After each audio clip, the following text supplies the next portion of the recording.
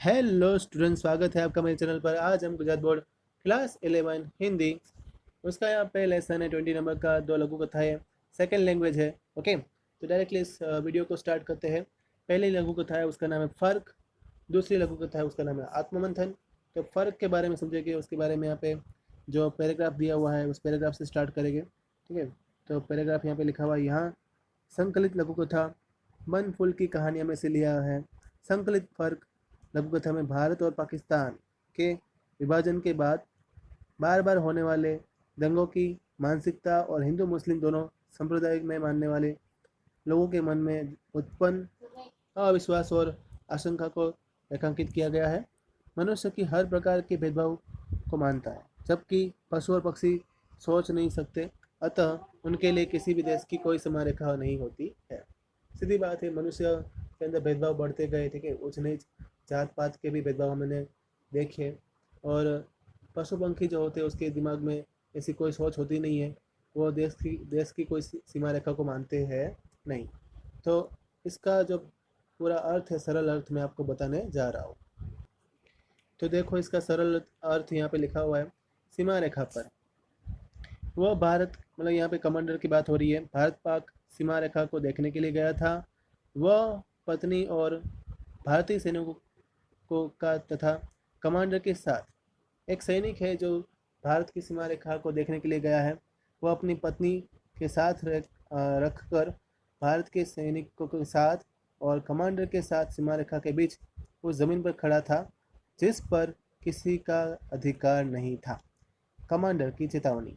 भारतीय कमांडर ने उसके कान में कहा कि पाक सैनिक उसे अपनी सीमा में चाय पीने के लिए बुला सकते हैं, पर वह वहां पर जाए नहीं, क्योंकि कुछ भी हो सकता है।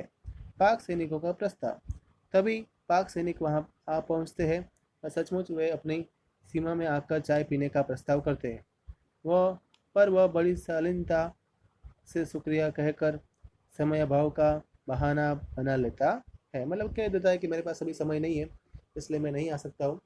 ठीक है, और उसका यहाँ पे एक उदाहरण भी दिया हुआ है, बकरियों का दल। तभी बकरियों का एक दल पाक सीमा की ओर से भारतीय सीमा में दाखिल हो जाता है। पाक सैनिक भारतीय सैनिक से पूछता है कि मतलब कि कहाँ से कहाँ पे ये बकरियाँ जा रही है। तो पाकिस्तान की सीमा की ओर से भारतीय सीमा में दाखिल हो जाता है। पाक सैनिक भारतीय सैनिक से पूछता है कि ये आपकी है। तो यहाँ पे भारतीय सैनिक का रिप्लाई आता है हाँ। जवाब क्या आता है कि जवाब हाँ में देता है और कहता है कि ये जानवर है, फर्क करना नहीं जानते। तभी उसे एक शेर याद आता है। इसमें कहा गया है कि आदमी से तो अच्छे परिंदे हैं जो आपस में नहीं लड़ते, वे मंदिर पर भी जाकर बैठ जाते हैं और मस्जिद पर भी।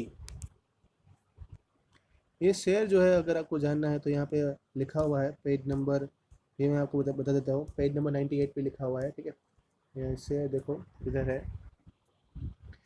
परिंदे से परिंदे हमसे बेहतर है जो आपस में नहीं लड़ते, कभी मंदिर पे जा बैठे, कभी मस्जिद पे जा बैठे। मतलब परिंदे हैं वो ऐसी सोच नहीं रखते हैं, ना तो ऐसा कोई भेदभाव करते हैं। वो मंदिर पे जाके भी बैठ जाते हैं और मस्जिद पे जाके भी बैठ जाते हैं। तो यही इसका यहाँ पे जो फ़र्क है उसी के द्वारा यही हमें सीख मिलती है। ठीक है, कि पशु पक्षी जैसे कोई भेदभाव नहीं करते हैं, वैसे हाँ हमें भी किसी भी ऊंच नीच का मनुष्य के बीच में या भगवान का कोई भेदभाव करना चाहिए नहीं। ईश्वर एक ही है, उसमें कोई उसके अलग अलग धर्म के हिसाब से उसको बांटना नहीं चाहिए। दूसरी जो लघु कथा है वो यहाँ से शुरू हो रही है, मैं आपको बता देता हूँ। आत्ममंथन। ठीक है, आत्ममंथन एक बेहद मार्मिक लघु कथा है। अ, इसको मैं हटा देता हूँ। ओके, हट गया।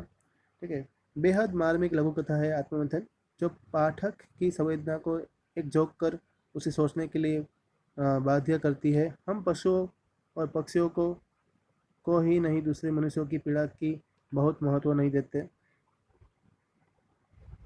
मतलब कि हम सबको महत्व देते हैं, किंतु हम जब स्वयं उसी पीड़ा का अनुभव करते हैं तब हमें सच्चाई का एहसास होता है।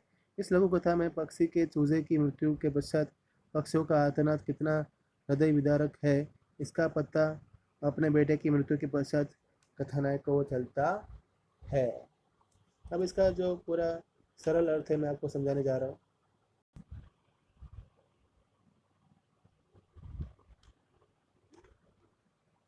तो सरल अर्थ हम चालू करते हैं। यहाँ से मैना का चूजा जो है वहीं से शुरू हो रहा है। दोपहर के दोपहर को जब सोने का समय होता है तभी दोपहर को सोने के लिए बिस्तर पर लेटा था वह, और कि उसके मुंह पर एक चीज़ आ गिरती है। वह था मैना पक्षी का एक बदसूरत चूजा। वह उस चूजे को उठाकर आंगन में फेंक देता है, जहाँ पास बैठी एक बिल्ली उसे झपट लेती है। इस पर मैनों का झुंड आर्तनाद करने लगता है। उसके बाद वह सो जाता है। 5 साल बाद यही घटना को हुए 5 साल बीत चुके हैं। अचानक एक दिन उसका इकलौता बेटा सचिन सांप के काटने से मर जाता है। तब उसके घर में रोना पीटना शुरू हो जाता है। उसकी पत्नी इस घटना से होशो हवास खो बैठती है। वह मूर्छित होकर गिर पड़ती है। बच्चे को शमशान ले जाने की तैयारी होने लगती है। चिड़िया के बच्चे का ध्यान उसी वक्त उसे उस चिड़िया की बच्चे का ध्यान आता है जिसने उसे उसने आंगन में फेंक दिया था, और उसे बिल्ली ने झपट लिया था। उसके घर में सब कुछ उसी तरह हो रहा था जैसे मैनों का झुंड का अंतर्नाद था। सहसा एक अनकहा इशारा उसे अंदर तक हिला देता है। मतलब उसको पुरानी बातें याद आ जाती है जिसमें उससे एक गलती हुई थी। मतलब ये आत्ममंथन कर रहा है लेखक यहाँ पे कि क्या उसकी गलती की जो यहाँ पे कोई उसके उसी के कर्म तो नहीं है। ठीक है, तो यही उसके मन में चल रहा है कि क्या उससे वो जो गलती हुई थी, चूजा उसने जो फेंक दिया था, वहाँ पे बिल्ली उसको खा गई थी, तो यही गलती का वो कर्म नहीं भुगत रहा है।